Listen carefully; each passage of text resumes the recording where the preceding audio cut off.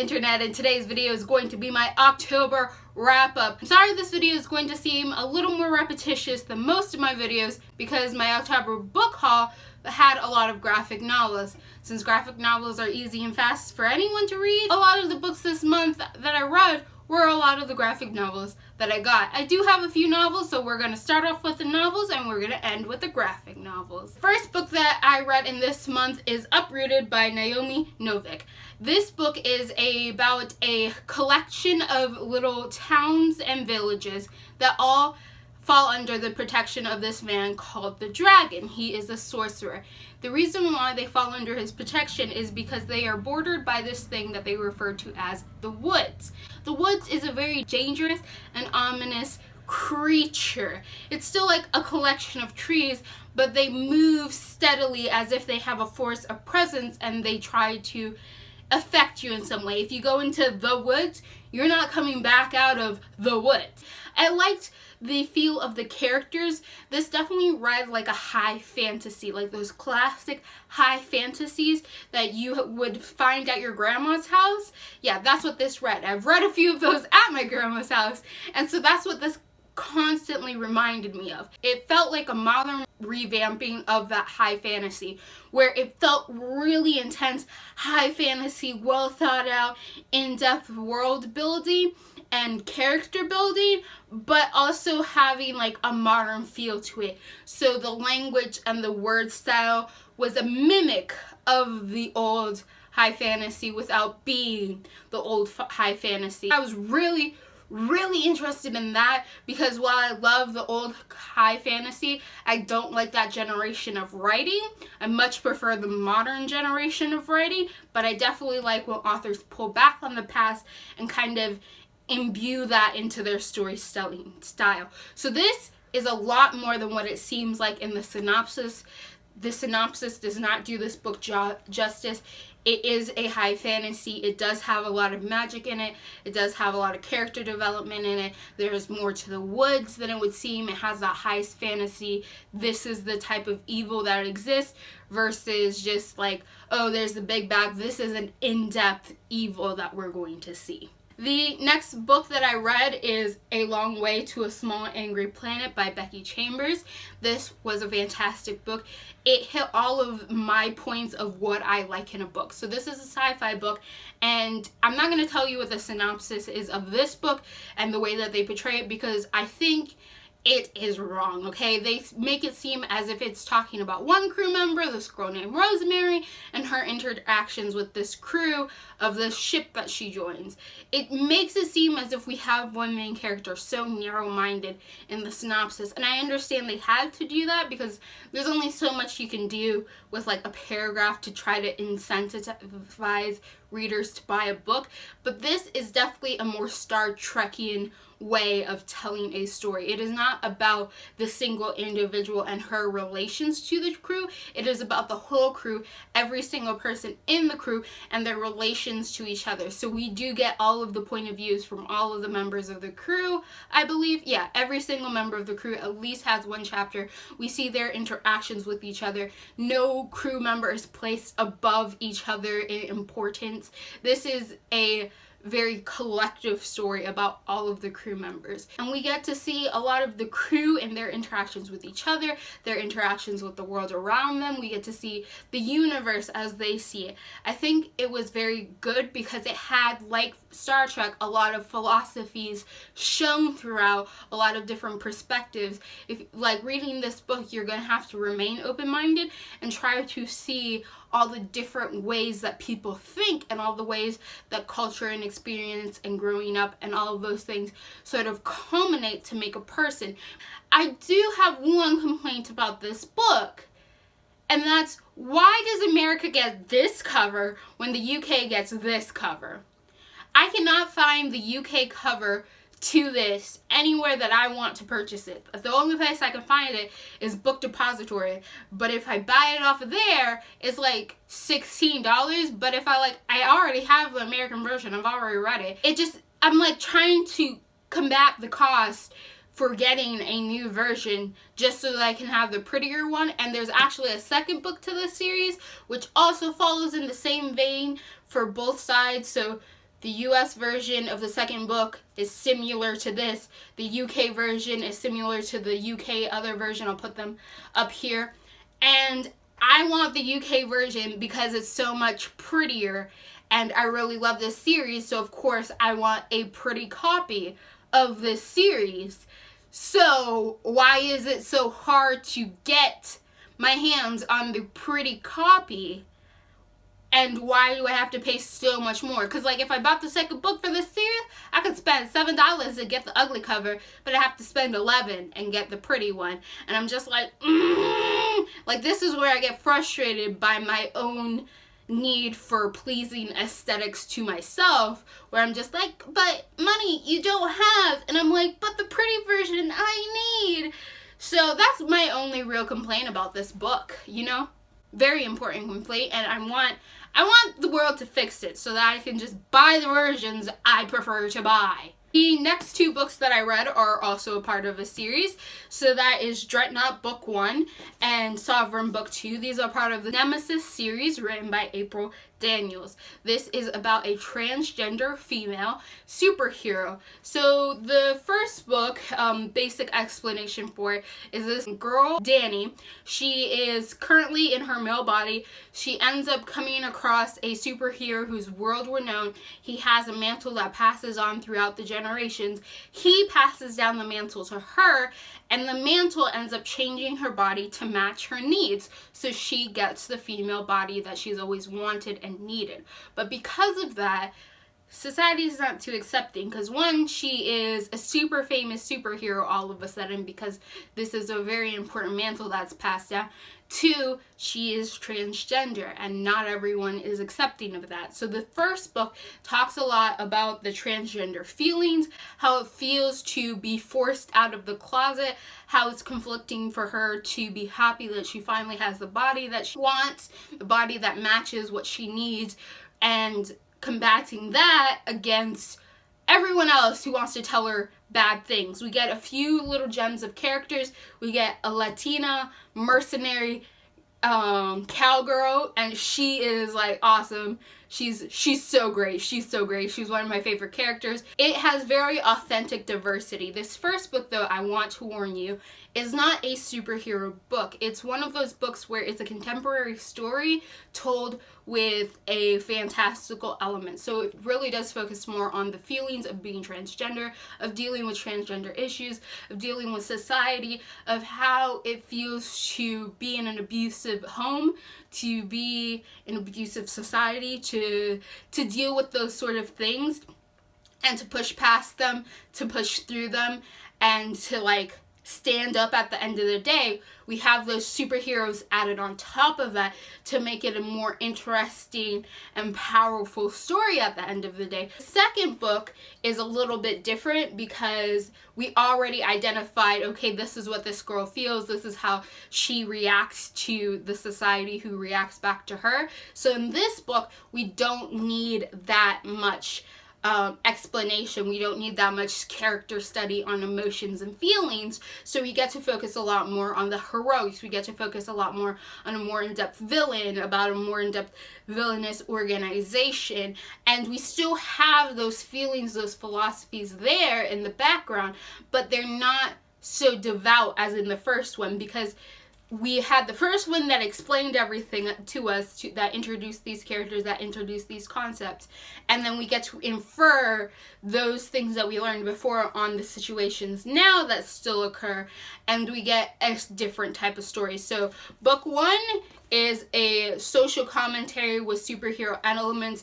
Book 2 is a more superhero book with that social commentary in the background mixed into the superhero story. So they're more equal parts in the second book, where in the first book it's very clear what kind of statement is being made. The next book that we have is Milk and Honey by Rupi Kaur. I think you say that, and this is a poetry collection. I'm not a big fan of poetry, okay? I don't like how serious poetry is half the time. I don't like how it likes to be overly complex. I don't like how you have to be really deep with everything, and how everything has to be like, ooh, 10 meanings for every little thing you see. I like Shel Silverstein, okay? I like funny things that make me laugh. And if things can be serious and sort of morbidly funny, I like them even more. And if you want to talk about a serious topic with me, if it's not within a novel where I get to see the whole situation, to see the philosophies, to see like the intrigue, to see everything going on, I just want you to be frank. So I'm not like the biggest fan of poetry. All of this to say, I enjoyed this one. I enjoyed it for the simple fact that this poet was very blatant in her message. She wasn't trying to hide anything. She wasn't trying to use overly complex words or like little symbolisms or all that sort of thing. She wanted to tell you a story using poetry, to tell you her feelings using poetry. She was very frank about it. These poems are not very long, okay? Like, that is most of the poems. They vary in length of one line to a couple lines, and there's maybe one or two poems that are a page or so. And these are just poems that are like free verse poems, and they're just telling her story. She is telling her story through the use of poetry. She's not trying to be overly complex. By knowing the definition of words, you can figure out her meaning. You don't need to go look up 10 things from 10 different sources to figure out what this poem's talking about. I know for some of you who are like big poetry fanatics, you might not like this because, like I said, it's simplistic yet poignant. And a lot of other people like more complex, more in-depth, more deep poetry that has a lot of symbolism and da-dun-da-duns and you trying to figure out what the rhythmic beat of it is and whether or not it's in iambic pentameter or if it's like a sonic and does it follow A-B and all that bullshit. I don't care about that. I just want something to say what it means and mean what it says, and this does that, so I was pretty satisfied with it overall. Now we're going to get into the graphic novels. So this is the part that might seem a little repetitious from my book haul, but I'm going to try to do my best to tell you more of my thoughts on these so that it doesn't feel like I'm just saying the same damn things over and over. The first one we're going to talk about is American Born Chinese by Zhen Liyang. This has a 3-part story. It follows like 3 different little portions that all tie up in the end. The biggest concept of this book is it's talking about the minority struggle of how you react when you're thought of as lower and how that goes into your head and how you start to perceive yourself when you're thought of as lesser than. So this is more specific to the Chinese experience in America, but it's definitely one that if you're in a minority in any sense of the word, you'll probably have some connection to this, even though it's specific to one group of people, because it does talk about how when people tell you you're lesser than, when people treat you like you're lesser than, when people say dumb things that are just insensitive because they remain ignorant and they don't want to learn, how that starts to affect your perspective of yourself and start to mess you up in the head where you don't believe you can be yourself because someone has told you that you're lesser than them. So why would you want to be the lesser thing and not the greater? And how that messes you up when someone does that to you. The next book is also by the same author, and this is Saints. This is a part of a 2-part series, Saints, and the next book in the series is Authors. It's supposed to be a series telling 2 halves of the Boxer Revolution, a revolution that happened in China back in the day that had to do with persecution against Christians by Chinese traditionalists who didn't want the Christian religion coming in and messing up their traditions. This one is about the saint side, so it's about a Chinese girl who becomes a Christian and her experience in her China. I really like how this book perceive that. Like, this girl wasn't a Christian because she was like, oh yes, God has come to me. She became a Christian because her family did not like her, and she thought the only way that she could be accepted in the world was to join Christianity because she was told she was a demon. So, and then she was told that Christians were demonic.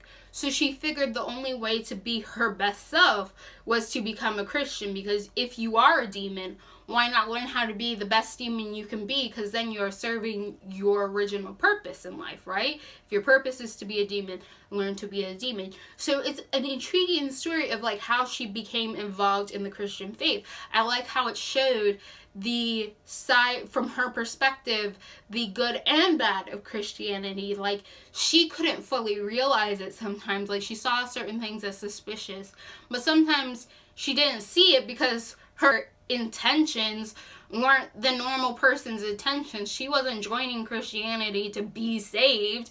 She thought that was the best way for her to be who she was made to be. So it was interesting to see from her perspective. And then we can see that the Boxer side isn't really as bad as one could see even through her eyes. And then we see that the Saint side isn't always as good as one would think. So I would really like to get my hands on the other half of the story to see what it's like from the perspective of the boy who's on the Boxer side of the revolution, so that I could have like the full story of this, because it was just very intriguing to see how, like, when people say, oh, you're my enemy, or oh, that's the bad side, that sometimes just because you say that person's bad, that doesn't make them bad. People do good and bad things. Everything is not as black and white as, oh, this is good and this is evil. So it was interesting to see this just from one perspective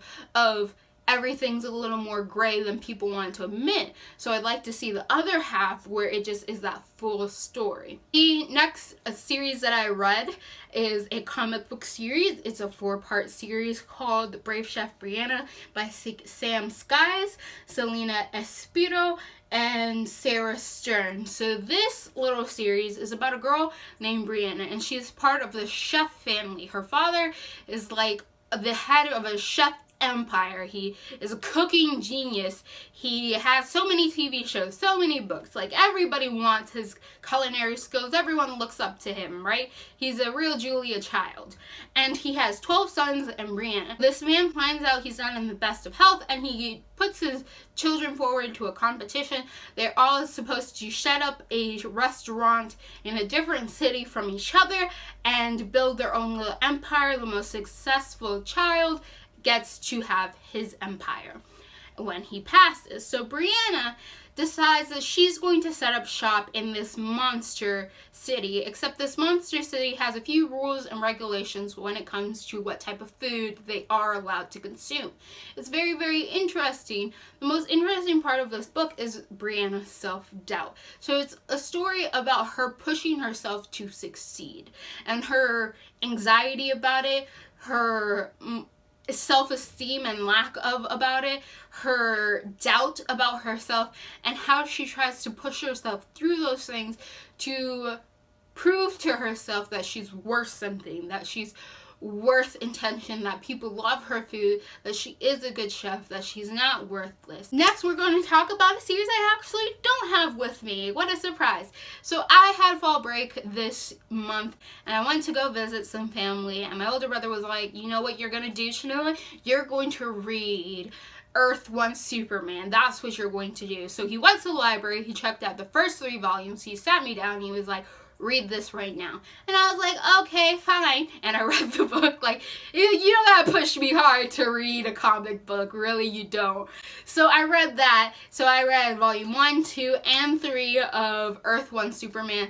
This is just a different continuity from the usual Superman you see. I really enjoyed and preferred the Superman, so I understood why my older brother was so set on having me read this. And I really enjoyed it, because I liked how human Clark Kent was. Like, he was raised by humans. Even though he's a Kryptonian, he was raised by humans, and he has a very human feel to him. But I liked how that human feel, that human understanding, that grayness of morals that humans have was in Clark Kent. He wasn't a bad dude, but like he was still sort of morally gray with how he saw the world sometimes. So it's interesting to see Clark Kent go through the getting a job process and him trying out to get every job possible. And I love that like idea. I liked that Superman was just brains and brawn, because most of the time when we see Superman in the public eye, most continuities, we get more of the brawn, perfect, upright, morally standing dude.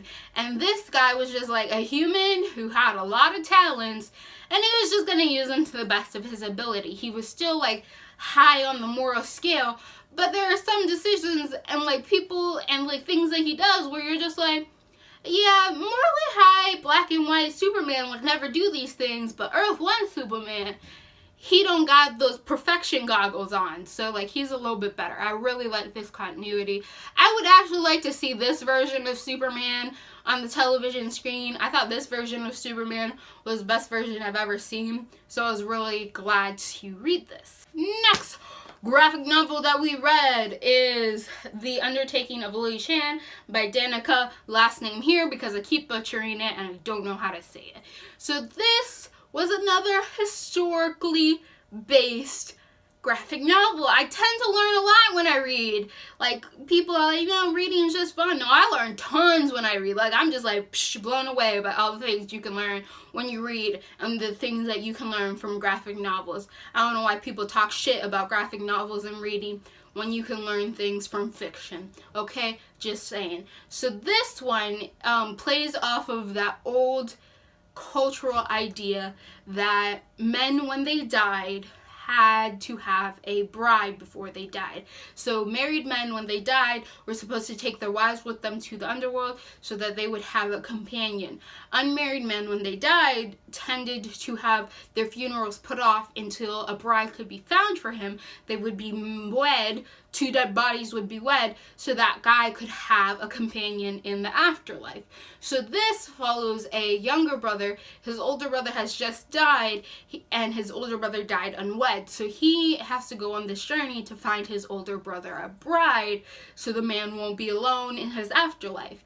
And it just intrigued me so much because I'm always amazed when people like hold so strongly to a belief, and when that belief turns them into a less than redeeming character, when that belief makes them do disgusting and dirty and just wrong things. Like, this guy contemplates murdering a girl and is like set that that's what he should do because his brother needs a bride. His dead brother needs a bride. And I'm just like, what? Like, again, I'm just like, I'm aghast and amazed by how strong a belief can be. Like, when a human believes something, has faith in something, is assured of something, to what lengths they will go to ensure that belief is continued and upheld. And I find that both a scary thing and sort of a superpower in and of itself, because humans will do anything as long as they're like, they believe in it, and they will go to extreme lengths to get that thing done. And I'm just like I'm not disgusted per se. A small part of me is, but like, that disgust is mixed with amazement. I just like, whoosh, my brain just explodes when I think of those things. Next graphic novels we have are by Adam Warren. That's Empowered, Volume 1 and Volume 2. I believe this is a 5-volume series, and this series here is for 18 plus. Okay, I'm going to start it off right there. Why some adults try to convince me that animation and any sort of animated thing and graphic novels and manga are for children, I will never understand, because they obviously haven't seen the 18 plus section. So this follows a girl, and she is in a superhero world, so she wants to be a superhero. It's been her dream for a really long time. She finally is. She gets her hands on like this suit, this super suit that's like a second membrane that goes over her skin, and it makes her super strong. It makes her almost impenetrable, but the problem is that it rips easily. So like people will be shooting at her and she won't die because the suit will protect her, but it'll slowly get rips, and the more rips the suit gets, the less powerful it becomes. So she's kind of the lamest superhero. She gets humiliated often because she goes in to save the day, gets attacked, and then loses all her powers and is just a hostage for a really long time. And I liked how this played on the ideas of like self-confidence issues, even when like there's not a real reason for you to be like this girl. She's like a beautiful girl, like she got that perfect body, but because of like what people have like said to her so many times, because of like the way that she was raised, I guess, and all sorts of things, like she has really bad self-confidence issues. So I liked like her persevering through those things and her like trying to be a superhero even though she felt humiliated and she didn't like those things and she hated that she was the lamest superhero, but she wanted this so bad. She had this dream. She wants to help people, so she goes through it. She's actually a really smart and brave and intelligent person, but because people have always told her differently, she has a hard time with that. And I like when people point that out, okay? I like when people like point out in their books how hurtful it is when people say shit to you. And like how it affects your psyche, even if you know better, even if you know you're like an upstanding person, even if you know you're pretty and you're smart and that you can do things, that all you need is like one person to tell you that you're worthless, and that sticks with you sometimes, like more than it should. I liked how the relationship with like her boyfriend and with her friend, and like how they respected her and how they saw her as a good person and them trying to help her, but also the understanding that just because they told her that she was smart, it didn't all of a sudden make her believe it, but they could still be supportive friends there and help her out. So I like the characters, I like the artwork. If you're worried about like all the sexy time scenes and that sort of stuff, it's tastefully done. It's not anything like super porny or anything if like that's an issue for you. If it's not, then you're gonna enjoy it anyway, but like if that's an issue for you, it's all tastefully done, so it's not like super vulgar on the page or anything, so it's worth a shot if you're interested. The last series I'm going to talk about is The Wicked and the Divine, and these are all the first 4 volumes. So this is volume 1, volume 2, volume 3, and volume 4. So this follows a world in which gods exist. They exist and you can see them and feel them and touch them. And every 90 years, a pantheon is reborn. So 12 gods reborn every 90 years. And in those years that they are awake, they are to be loved, hated, influence the world. They're the muses of the world, right? They give creativity to people. They instill and amaze. And after 2 years, they die. So we follow a girl and she gets involved with these gods and she discusses with these gods, and we find out there's like layers underneath of the pantheon of what goes on between the gods of the pantheon and the secrets to why the pantheon exists the way it does, to why they are created as gods, to why they must die every 2 years, to the secrets going on. And I really enjoyed this series. The only thing I would say against it is book 3. So this whole time we follow this girl as she gets involved with the gods. We learn how gods come to be. We learn about the pantheon. We learn and discover new versions of the pantheon. We see gods before they become gods, to after they become gods. We see the relationships between them. We get to book 3. We're no longer following that character that we saw in book 2 and who we were seeing all of this through. We're now learning the backstories of the current pantheon of these gods, of like what their god names are, what their lives were before they became the gods, what their lives were after they became the gods. And this was informative, and I like the story, and I like learning all that information, but art style, okay? So in the first 2 books and in the 4th book, art style is all done by the same person. In this book, since it's not focusing through the eyes of this girl that we follow through volume 1, and instead is focusing on the backstory of the different pantheons, instead we have different art styles for each god that is being talked about. So like I said, I was like fall break, and my brother and I, we were talking about comic books. He made me read Superman Earth 1. I made him read this. He got to this book and he was like, Chinoa, I can't read this. And I was like, yeah, I know, it's nearly impossible to read this, because the first story that you're told here, the first god that you're told about, the art style used for that god is similar to the normal art style that's used in this comic, but is just off enough that it messes with your head. So like, they're not the same art style, like I recognize that, but they're close enough that like for a second your brain's like, oh, they're the same, like it's the same art style. So you're trying to read and then you're like, no it's not, like her nose didn't look like that in other books, like that one looks a little different because of the art style. But you're like, no, it's not a different one, it's the same. And then you're just like, no, it's actually different. So your brain is trying to convince you it's the same so that you can move on, but you know it's different, and then the similarities between them, yet the obvious difference, just frustrates you. So you're so distracted by the art and trying to figure it out that you can't even take away the story that the art is giving you or the words that are on the page. And comic books only have so many words to tell you a story, so you can't really miss any of them or else you're gonna lose a large chunk of the story. So that was just super frustrating, and like I had to push myself through it. And luckily enough, I really love backstories and stuff because I really wanted to read this. So the idea of getting these backstories, of getting this information, is what kept me through.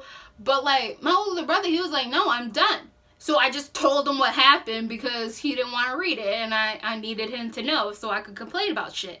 But why do they do that? Like, I understood the idea, the concept behind it, the sort of interesting like perspective that it would give you to have like this story that's a kind of apart from the main story but connected, it being told with different artwork as well.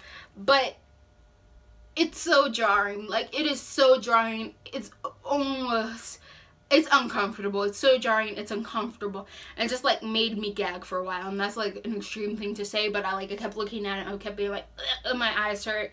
Oh my gosh, no, I can't look at this. Oh no, like I was just like, I was super uncomfortable while reading this book because of that. And that's like the only downside I gotta say. Story was great. The storyline was really good. I like what they were doing with the characters. I like what was going on there. Art change, I'm not a fan, okay? I like sameness even with difference. Like, I'm a human being, okay? I don't like change that much. I like change, but I don't like change, you know?